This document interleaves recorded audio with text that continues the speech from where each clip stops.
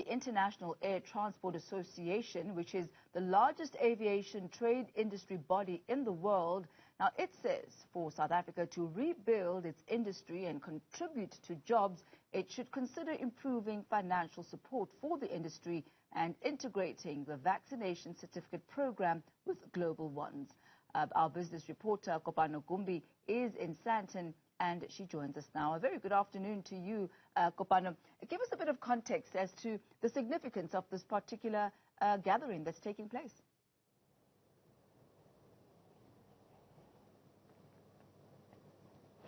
Absolutely. Afternoon, Tammy. The interesting part of the reason that this conversation is happening right now, because we all know that the travel industry and the aviation industry specifically have been some of the hardest hit and most affected by the coronavirus pandemic, and it's happened across the globe.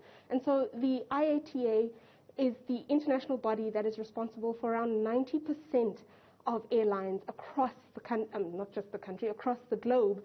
And they have come across very interesting statistics, not just in South Africa, but globally, about what is happening across the world in terms of travel and the travel industry and the aviation industry. Joining me now is the VP for Africa of the organization, who's going to just give us a sense of what's happening. Earlier, you explained that in South Africa, at least, $9 billion worth of travel was conducted in 2019, and that fell significantly as a result of the pandemic. I know we're not the only ones who are hurting, but do you see light at the end of the tunnel for this industry? Yes, so yes, 9.2 billion was contributed by aviation to South Africa's economy in 2019. That's a significant value, and of course that is about 3.2 in South Africa's GDP. So it's essential that aviation grows, because this is not only does it just contribute to money into the GDP, it also provides jobs, well-needed jobs in South Africa. And I think the government realizes that aviation plays a very important role in South Africa. Again, not just for the money coming in, but also to create jobs. It's been tough globally, and South Africa is not immune. So South Africa has also suffered. The aviation industry suffered. It's about 30% of where it was in 2019. And yes, we see the light at the end of the tunnel. We're working with all the stakeholders, and we're hoping all the stakeholders are united in South Africa to head in the right direction, and we are very willing to assist all the entities in South Africa to achieve that. Part of the work you've come to do in South Africa involves liaising and engaging with government around how they could better assist the aviation industry come back and get back on its feet. Can you tell us a bit about your engagements today with the Deputy Minister? How has it been, and how do you feel now that you have to go back and report to your members? Yeah, so it was, to be honest, a very positive meeting. So we had the Deputy Minister of Department of Transport, the head of civil aviation, and the head of the airports, the three main stakeholders from the government in regards to aviation. We discussed many issues. We had a tight agenda, and we discussed many issues. All the responses were extremely positive. It's clear that the government has the intention to put effort and time and resources into the aviation sector. And I left the meeting in a very positive mood. The Deputy Minister of Transport did a very good job today.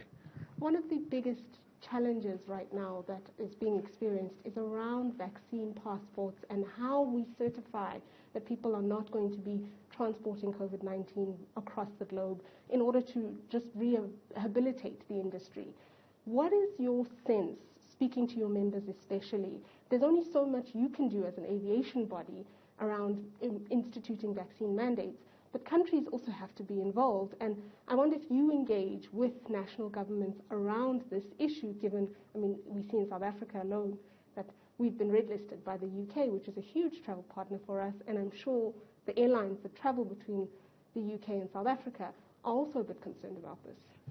Yes. So let me address your question backwards. Yes, the UK red-listed South Africa, and it's not particularly because of the coronavirus. It's because of the trust between both governments in the authentication of the documents, whether it's COVID's, PCR tests, or the vaccines. IATA has worked diligently from day one when COVID started to develop an application called the IATA Travel Pass to digitize these documentations and secure them. It's a very simple application. It works with governments and airlines to allow passengers to understand what they need to do prior to travel, and it only gives them clear to travel once they've completed all the requirements, i.e. getting vaccinated or getting the PCR results and so on. It also goes through the process of approving labs, and these labs are also on the application, and it even directs you to the labs. And so the labs automatically, once tested, will upload the results, and it appears on your phone. Digitization of these documents is essential because it reduces fraudulent documents, one, and number two, it reduces the wait time in airports.